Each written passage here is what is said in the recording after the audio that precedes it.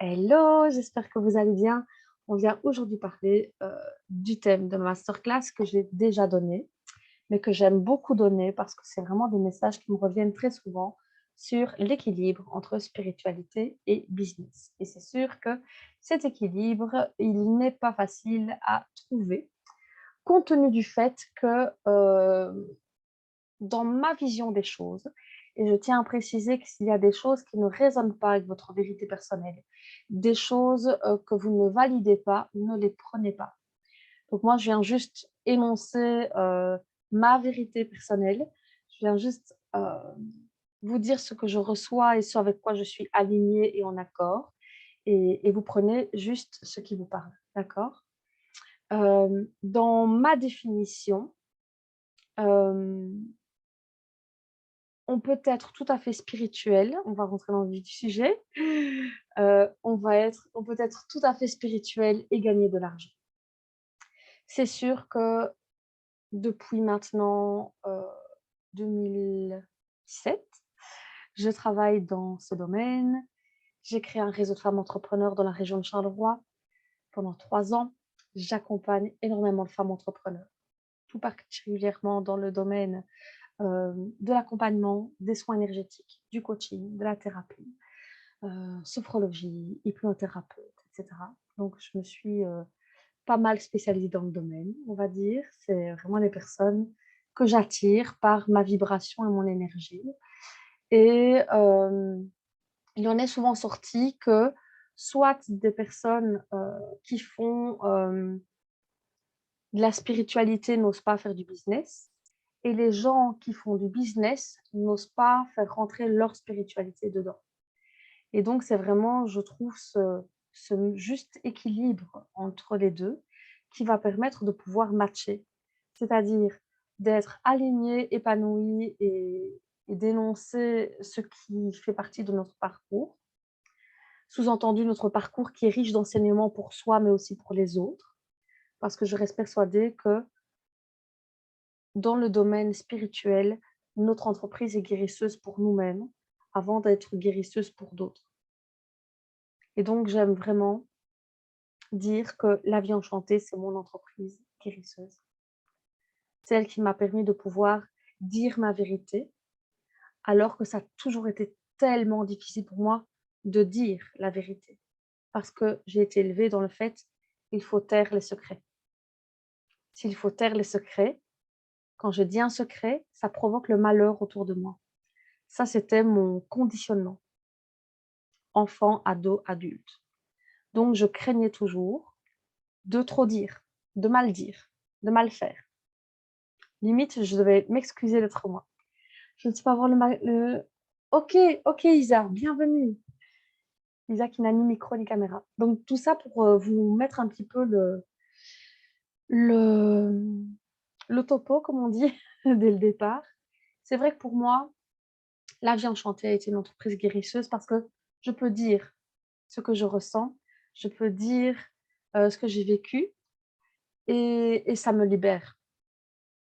Et tout ce que je nettoie chez moi, je peux aider les autres à le nettoyer juste après. Enfin, juste après, pas 3 minutes après, hein. Mais c'est vrai que je peux accompagner des personnes qui vivent des choses que j'ai vécues parce que j'ai réussi à les transcender en enseignement.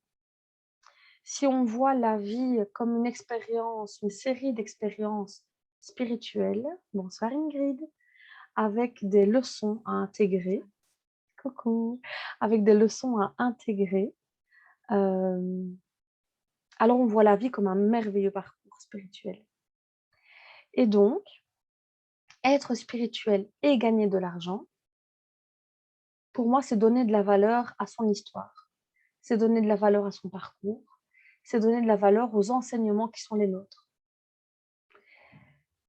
Les enseignements, je pose vraiment la grosse base de ce que je vais vous énoncer aujourd'hui, mais les enseignements nous viennent de plusieurs cercles. Le premier cercle, notre famille. Notre famille qui est là pour nous montrer ce qu'on doit apprendre. Le souci, c'est que C'est très difficile parce qu'il y a de l'émotionnel, de l'affectif et que ce sont les personnes qui nous aiment, qui viennent nous montrer des choses dures que l'on doit comprendre et intégrer pour pouvoir les transcender. Lorsqu'on fait ça, quand c'est dur, ben, ça veut dire que ça se répercute et puis à l'âge adulte, peut-être même avant, il y a des choses qui arrivent par le deuxième cercle. Les amis, les amis, les collègues et cetera. Donc ça veut dire que quand on n'a pas compris les enseignements par notre famille, il y a d'autres personnes qui viennent aussi nous montrer, ce qu'on a à apprendre, ce pourquoi notre âme s'est incarnée sur cette terre, pour pouvoir apprendre ce que l'on a à apprendre pour grandir. Et quand on a, le cercle des amis, le cercle suivant à dépasser, donc c'est-à-dire que dépasser le regard de sa famille aussi, dépasser le regard de ses amis, ensuite dépasser le regard des autres professionnels dans le même domaine que nous, quand on est dans le domaine de l'accompagnement, de la thérapie, des soins énergétiques. Et puis ensuite dépasser le dernier cercle, qui est le cercle des leaders et des mentors. Là, c'est les pointures. Donc du coup, c'est sûr que on a énormément de choses à apprendre des gens autour de nous. On ne comprend pas toujours pourquoi, les choses nous arrivent, mais c'est le but du chemin spirituel. Tout ça pour vous dire que je reste persuadée que notre spiritualité est en lien avec notre business. Pourquoi? Parce que c'est notre croissance personnelle qui va faire s'expanser notre activité professionnelle. Pourquoi? Parce que dans ma vision des choses, ce que je vis, mon histoire, ce que j'ai compris, je peux le transmettre à d'autres. Plus je vais avancer sur mon chemin de guérison, plus je vais pouvoir accompagner les gens de manière éthique, de manière professionnelle et de manière solide. Quand je parle de solidité, c'est de la solidité émotionnelle, personnelle, professionnelle. C'est-à-dire que ce que j'ai dépassé comme difficulté va faire de moi la personne qui suis la plus compétente. Quand je parle de solidité professionnelle et éthique, c'est aussi j'ai un parcours qui est le mien et je connais mes outils de A à Z. C'est pas un outil, attendez, je lis, je sais pas comment ça fonctionne, j'ai fait la formation il y a 3 ans, mais je sais plus. Vous voyez le truc? Ça arrive, ça arrive. S'il y a des choses que vous ne connaissez pas, replongez-vous dedans, retravaillez sur vous et puis proposez-les. Mais ayez cette solidité et cette éthique qui fait que les gens qui viennent chez vous en toute confiance puissent avoir l'excellence. Parce que quelqu'un qui vient pour aller mieux, qui paye un prix pour un service, il mérite l'excellence. Alors on ne se connaît pas très bien, à part Régine qui me connaît un peu mieux. Je regarde qui est dans la salle, oui, en gros, je pense qu'il y a que Régine qui connaît un petit peu. Après, j'ai Séverine qui est connectée, mais je ne sais pas quelle Séverine. Tu peux mettre en commentaire, ou mettre la caméra parce qu'on a plusieurs Séverines. Tout ça pour dire que l'excellence pour moi, c'est quelque chose qui est la base quand on vient s'occuper, de d'accompagner quelqu'un. Alors je dis accompagner, hem, travailler à la libération de quelqu'un ou quoi que ce soit. Je vais très rarement utiliser le mot aide parce que la manière dont je perçois les choses, je suis là pour guider, inspirer, accompagner, mais pas aider.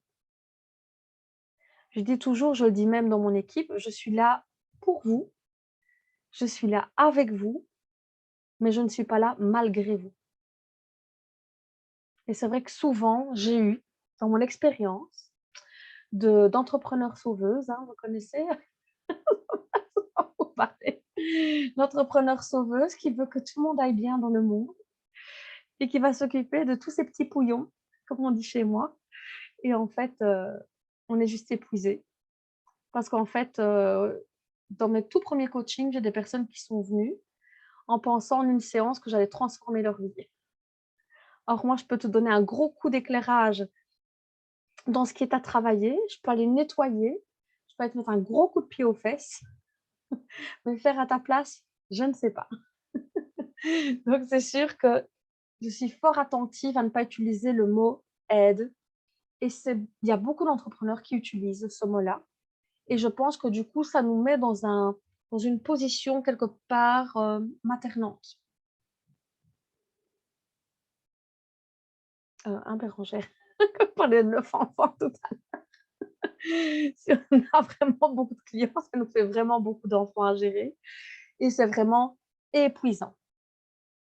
Je suis passée par là, je ne vous le recommande pas. Il m'a fallu du temps pour comprendre, à mes débuts, hein, dans mon métier, mais j'ai compris.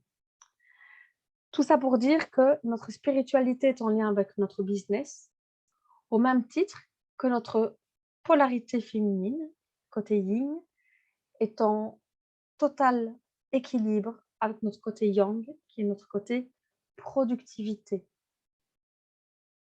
Donc pour moi, la spiritualité, c'est ce côté travail sur soi, introspection, écoute de soi. Et puis le côté masculin qui va être mise en action, objectif, productivité. On a besoin des deux. Ne voyons pas l'un ou l'autre comme étant de mauvaises choses. Souvent, on voit l'argent comme quelque chose de mauvais.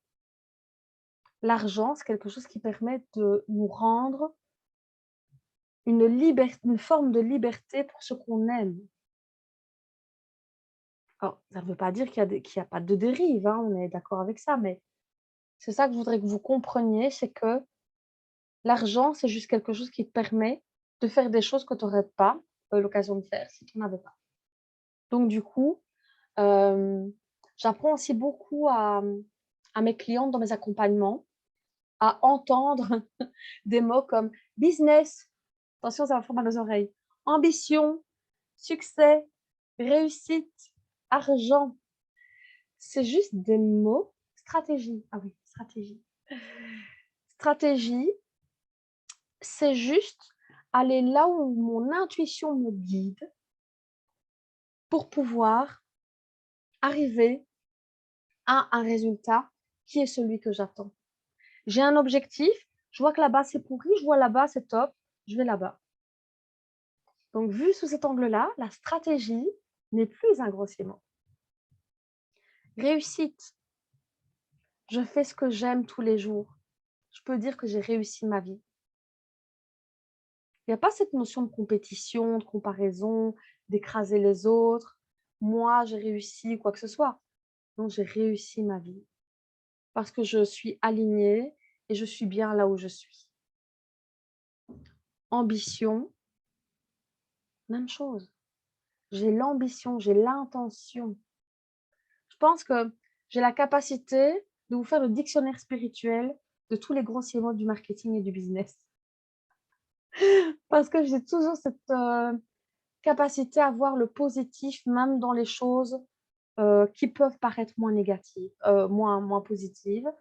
J'ai cette capacité aussi à voir le beau dans chaque personne, hem, même dans les personnes pas très belles. Mais je vais toujours voir le positif. Donc c'est sûr que, je ne peux voir que des belles choses dans ce qui m'entoure. Donc si vous comprenez que spiritualité est en lien avec business, que croissance personnelle est en lien avec expansion pro et que notre féminin est en équilibre avec notre masculin, alors on a la recette pour pouvoir réussir notre projet. Alors, je vais essayer de voir tout le monde en même temps. Vous pouvez aussi vous mettre dans le chat, hein, si vous n'avez pas votre caméra allumée, parce qu'il y a des caméras qui ne fonctionnent pas. Est-ce que tout le monde ici a déjà un projet professionnel lancer, pas lancer, une entreprise, une société, voilà. Répondez dans le chat, comme ça je sais déjà voir. OK, donc Séverine a levé la main, donc je suppose que oui. Ingrid aussi, Stéphanie, oui. Coucou Steph, Coucou, ça va? ça va, merci. Super, Bérangère aussi. Steph, je coupe le micro hein, parce qu'on est en enregistrement, ça va? Rose, est-ce que tu es aussi en entreprise? OK. Mais toi, tu es spirituelle, toi? Ouais, je vois. Tu respires ça. Isa, je sais pas. Donc, n'hésitez pas à me dire. Céline aussi. OK, super. Comme ça, je vois. Coucou, coucou. Je suis contente de vous voir. C'est cool. Donc, du coup, tout ça pourquoi? Parce que je reste persuadée, comme je vous le disais, que c'est Isa, non. OK, merci.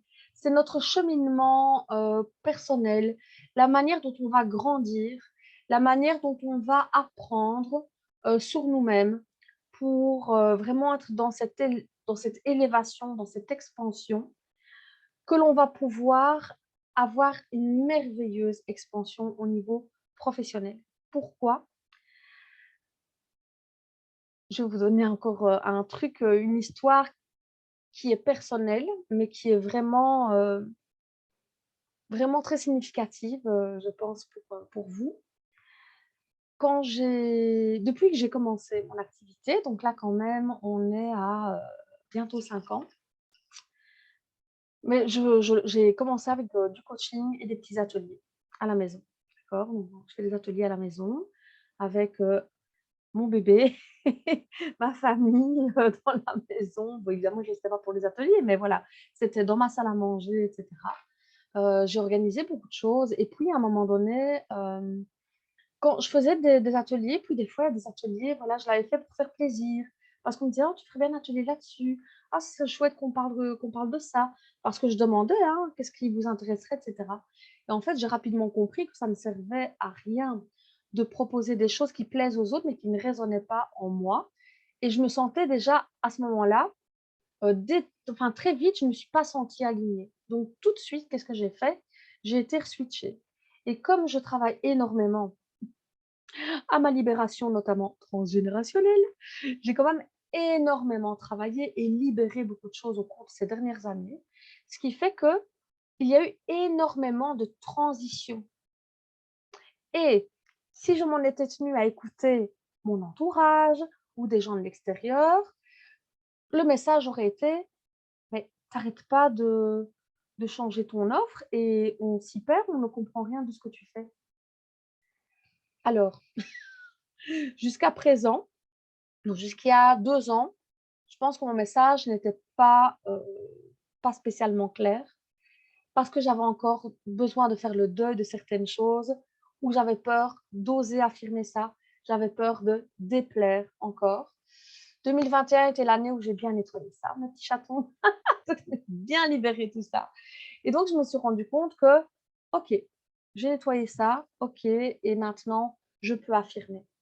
Ce que j'ai compris dernièrement, c'est qu'en fait, comme j'évoluais moi-même et que j'avais besoin que mon entreprise soit à mon image et qu'elle soit le fruit de mes propres expériences qui évoluent aussi, du coup, vu que mon parcours personnel évolue, mon entreprise se devait d'évoluer aussi.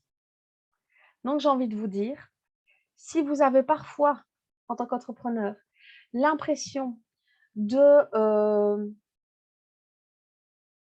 de vous renouveler et d'avoir modifié des choses trop souvent, quoi que ce soit, tous les 2 mois, je réécris actuellement mon texte de présentation.